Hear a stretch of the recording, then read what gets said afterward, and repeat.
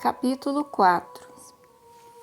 Durante o tempo em que andava a considerar essas resoluções, eu persuadira um de meus irmãos a tornar-se frade, falando-lhe da vaidade do mundo, e combinamos irmos um dia bem cedo ao mosteiro, onde estava aquela minha amiga, por quem eu tinha grande afeição. Ao tomar minha decisão final, já havia resolvido que iria para qualquer outro convento, no qual eu pudesse servir melhor a Deus ou que meu pai escolhesse como o melhor para mim. Porque agora o que me importava era o remédio da minha alma, e não o meu conforto. Recordo-me e creio que isto seja verdade, que quando saí da casa de meu pai, tamanha era minha aflição, que creio que não haverá maior agonia.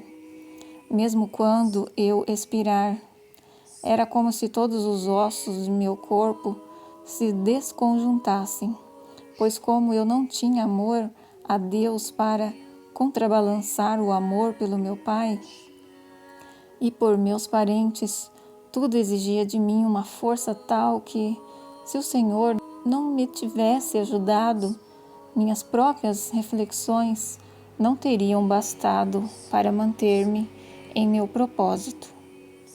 Aqui deu-me o Senhor ânimo para lutar contra mim mesma, e assim eu pude prosseguir no caminho que havia escolhido. Ao vestir o hábito, logo o Senhor me mostrou como Ele favorece os que se esforçam para servi-lo. Ninguém percebia grande esforço que aquela decisão me custara. Tudo o que podiam ver era a enorme vontade que me movia.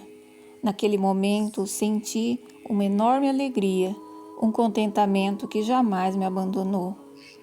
E a aridez que carregava em minha alma foi transmutada por Deus numa grandíssima ternura.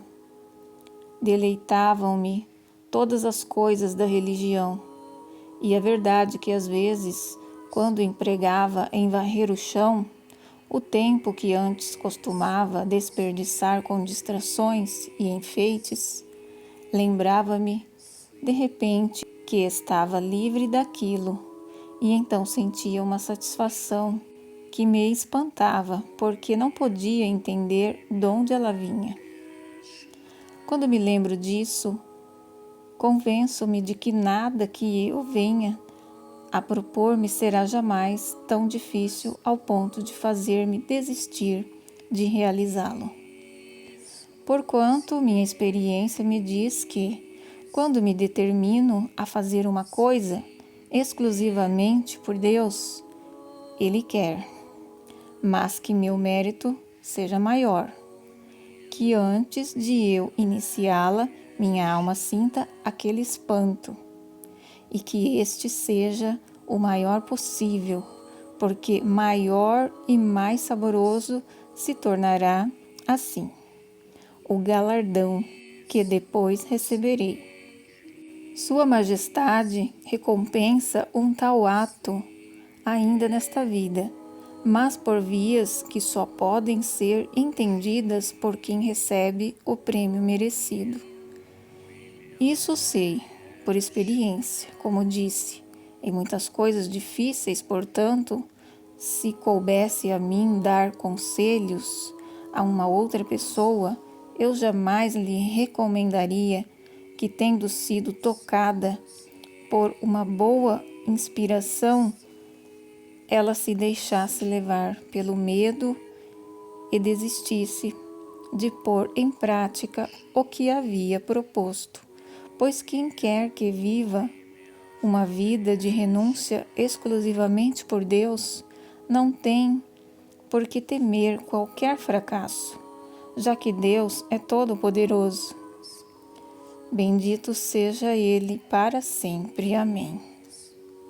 Ó sumo bem, ó descanso meu, ter-me-iam bastado as graças que me haveis concedido até agora, trazendo-me por vossa compaixão e grandeza, e por caminhos tão inesperados, a um estado tão seguro, e a uma casa habitada por tantas servas de Deus, das quais eu pudera seguir o exemplo para ir crescendo em vosso serviço. Quando me lembro do modo como fiz minha profissão, da grande determinação e contentamento com que vesti o hábito e do desposório que contraí convosco, não sei como hei de prosseguir com o meu relato. Não posso falar nisso sem me derramar em lágrimas, mas ainda que estas fossem de sangue e que meu coração se partissem ao meio de tanto remorso, isso não seria o suficiente para expressar a dor que sinto pelas ofensas que mais tarde cometi contra vós. Parece-me agora que eu tinha razão em não querer tão grande dignidade, pois tão mal havia de servir-me dela. Mas vós, meu Senhor, escolhestes ser o ofendido por quase 20 anos, ao longo dos quais fiz um mau uso dessa graça, para que no final pudesse me tornar uma pessoa melhor. É como se Deus, eu tivesse prometido quebrar todas as promessas que fizera a vós, embora a época não fosse essa a minha intenção. Mas quando olho retrospectivamente para essas minhas ações, consigo apenas pensar: quem sabe tudo isso, esposo meu, não terá servido pelo menos para revelar ainda mais claramente quem sois vós e quem sou eu. Pois é verdade que o pesar das minhas grandes culpas é muitas vezes temperado pelo pensamento consolador de que elas expõem à luz do dia a multidão de vossas misericórdias, em quem, Senhor, poderiam elas resplandecer mais do que em mim, que com minhas más ações tanto obscureci as grandes dádivas que então começastes a me conceder. Ai de mim, Criador meu, que se quero apresentar desculpas, nenhuma tenho. Eu que sou a única culpada, porque se eu vos apagasse algo do amor que me começastes a mostrar, não teria podido amar senão a vós, e esse teria sido o remédio para todos os meus males. Mas como não o mereci, nem fui tão afortunada, valha-me agora, Senhor, a vossa misericórdia. As mudanças em minha vida e em minha dieta afetaram minha saúde e minha felicidade. Por grande que fosse, não bastou para curar-me. Meus desmaios começaram a ficar mais frequentes e passei a sofrer de um mal tão grave do coração que causava espanto a quem me via.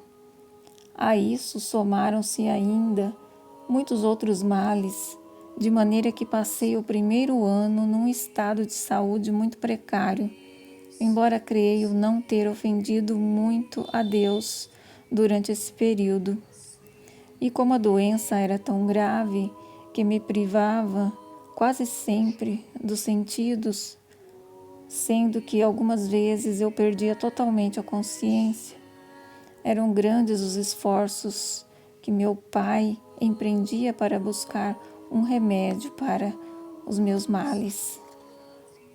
Como os médicos locais não sabiam como ajudar-me, meu pai arranjou que eu fosse recebida como paciente num lugar onde os médicos gozavam de uma grande reputação por curarem outros tipos de enfermidade, dizendo-me que teriam o mesmo sucesso em meu tratamento.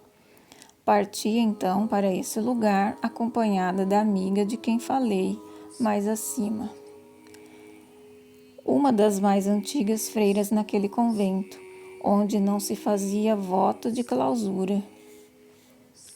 Estive lá por quase 1 ano e durante 3 meses desse período o tratamento a que fui submetida impôs-me tormentos tão extremos que não sei como os pude suportar. E de fato, embora a alma os tenha suportado, o corpo sucumbiu a eles, como relatarei mais adiante. Deveria ter começado o tratamento no início do verão, mas pus-me a caminho do começo do inverno. Aproveitei então para visitar a minha irmã, que, como referi acima, vivia num vilarejo situado bem próximo do lugar para onde eu ia, e ali permaneci até a chegada do mês de abril, evitando assim ter de ir e voltar novamente. Na ida fiz uma breve parada na casa de meu tio, situada, como já mencionei, no caminho da casa de minha irmã. E ele me deu um livro chamado Terceiro Abecedário, que trata de ensinar a oração de recolhimento. E embora neste primeiro ano eu tivesse lido bons livros, eu não quis mais ler livros banais, pois agora entendia o dano que me haviam feito. Não sabia como proceder na oração, nem como recolher-me. Assim, regozijei-me muito com ele e determinei-me a seguir aquele caminho de oração com todas as minhas forças. Como naquele momento o Senhor me estivesse dado o dom das lágrimas e eu gostasse de ler, comecei a usufruir dos momentos de solidão, a confessar-me com frequência e a trilhar aquele caminho, tendo aquele livro como um mestre. Porque não encontrei um mestre, um confessor, que me entendesse, e ainda o teria de procurar por mais 20 anos. A partir daquela época até que finalmente o encontrasse. Isso causou-me um grande dano, levando-me muitas vezes a voltar atrás e a quase me perder por completo, pois carecia de quem me ajudasse a sair das ocasiões que tivesse para ofender a Deus.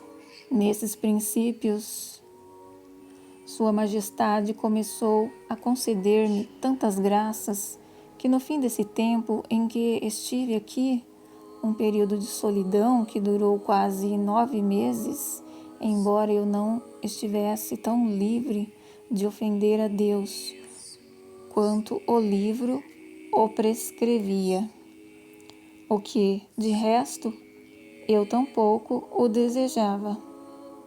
Parecia-me quase impossível tanta vigilância e apenas me concentrava em não cometer pecado mortal. E quisera Deus que eu houvesse sempre mantido este cuidado com tanta perfeição dos pecados veniais. Todavia fazia pouco caso e foi isso que me destruiu. Nosso Senhor, não contente com os favores que me fizera, achou por bem conceder-me a graça da oração de quietude e algumas vezes chegava a de união, embora eu não entendesse o que era uma e outra e ignorasse o devido valor de cada uma delas. Se eu tivesse entendido, penso que isso teria sido uma grande bênção para mim. Para dizer a verdade, minha oração de união durava muito pouco, talvez menos que uma Ave Maria. Mas seus efeitos eram tão consideráveis e duradouros que, embora a época que eu ainda não houvesse chegado aos 20 anos, sentia como se tivesse o mundo debaixo dos pés. E recordo que me davam pena os que ainda submetiam a ele, mesmo que em coisas lícitas. Procurava o mais que podia pensar em Jesus Cristo, nosso bem e Senhor, como estando presente no meu interior, e este era o meu modo de oração, se pensava em algum passo de sua vida. Representava-o em meu interior, embora dedicasse mais tempo a ler bons livros, que era toda a minha recreação. É que Deus não me dera talento para o uso de intelecto ou para servir-me da imaginação. Tenho-a tão entorpecida que até quando pensava da humanidade do Senhor ou tentava imaginá-la, jamais o conseguia. E ainda que por esta via de não poderem operar com o intelecto, as almas cheguem mais depressa à contemplação, por força de muito perseverarem. Esse é um processo muito trabalhoso e penoso, pois se a vontade não encontra onde possa ser aplicada e o amor não tem o objeto com o qual se ocupe, fica a alma como sem suporte ou exercícios. Sua solidão e aridez provocam-lhe um grande sofrimento, e seus pensamentos lançam um terrível combate. Pessoas com essa disposição necessitam de uma maior pureza de consciência do que aquelas que conseguem operar com o intelecto, porque aqueles que meditam sobre o que é o mundo, sobre seus deveres para com Deus, sobre o muito que ele sofreu e o pouco que o servem, e sobre o que o Senhor concede a quem o ama, encontram nessas meditações uma arma de defesa contra os maus pensamentos, as tentações e os perigos. Porém, aqueles que são incapazes de fazer uso desse método estão mais expostos, razão pela qual lhes convém dedicar-se muito à leitura, porquanto não têm como chegar por si mesmo a nenhuma instrução que lhes sirva de defesa. É tão penosa essa maneira de proceder que, se o diretor espiritual insiste em que a oração seja realizada sem leitura, e para tais pessoas a leitura, por mais escassa que seja, é realmente útil e até mesmo necessária, pois favorece o recolhimento da alma e substitui a oração mental, que não podem fazer por si mesma. Digo que, sem essa ajuda, terão de permanecer tanto tempo na oração que esta se tornará inviável e acabarão por arruinar sua saúde, caso se obstinem em empreender um esforço tão árduo. Hoje creio que foi pela providência do Senhor que não encontrei quem me ensinasse, porque tivesse eu encontrado um diretor espiritual que pretendesse conduzir-me desta maneira, ter-me-ia sido impossível perseverar durante os 18 anos em que tive de suportar tantas provações e rigores, e tudo isso, como digo, devido à minha incapacidade de meditar.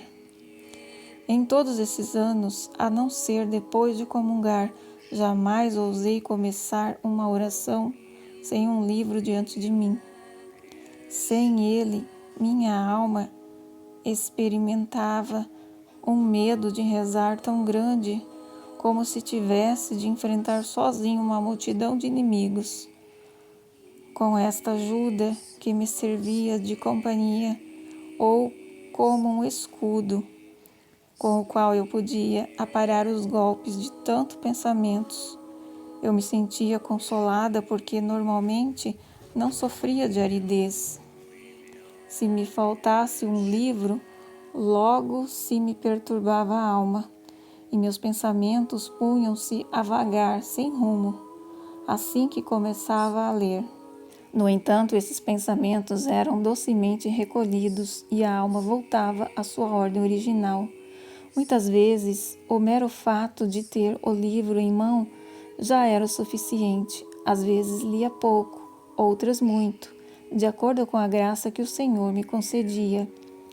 Neste estágio inicial de minha jornada, parecia-me que desde que eu tivesse livros e pudesse gozar de momentos de solidão, não havia nada que pudesse privar de um bem tão grande. E creio que com a graça de Deus teria sido realmente assim. Se um guia espiritual ou qualquer outra pessoa tivesse permanecido ao meu lado para afastar-me de situações perigosas, ou pelo menos para ajudar-me a sair sem demora daquelas em que eu jamais houvesse ingressado. Se aquela época o diabo me tivesse atacado abertamente, creio que eu jamais teria voltado a cometer algum pecado grave. Mas ele foi tão sutil e eu tão ruim que todas as minhas determinações não me adiantaram de quase nada, embora me tivessem sido muito proveitosas nos dias em que me servi a Deus, pois me capacitaram a suportar com essa grande paciência que Sua Majestade me deu as terríveis enfermidades de que passei a sofrer. Muitas vezes tenho refletido com admiração sobre a grande bondade de Deus e a minha alma tem se regalado de ver a sua grande magnificência e misericórdia. Bendito seja Ele por tudo, pois tornou-se claro para mim que mesmo nesta vida Ele não deixou de recompensar nenhum de meus bons desejos, por ruins e imperfeitas que fossem minhas obras. Este meu Senhor jamais cessou de melhorá-las, aperfeiçoá-las e torná-las mais valiosas, escondendo minhas más ações e meus pecados logo que eu os houvesse cometido. Agora permite que os olhos de quem os viu fiquem cegos para eles, e mais ainda que os fatos se apaguem da memória de quem os testemunhou. Doura minhas culpas e faz resplandecer uma virtude que o próprio Senhor, por assim dizer, pôs em mim, tão obstante minha resistência. Voltarei agora àquilo que me foi encomendado escrever. Antes, porém, digo apenas que houvesse de contar em detalhes o modo como o Senhor lidou comigo nesses princípios. Eu necessitaria de uma inteligência maior do que a que possuo para conseguir estimar tudo o que lhe devo, assim como minha ingratidão e maldade, pois tudo isso esqueci. Bendito seja Ele, por tanto tempo me tem suportado. Amém.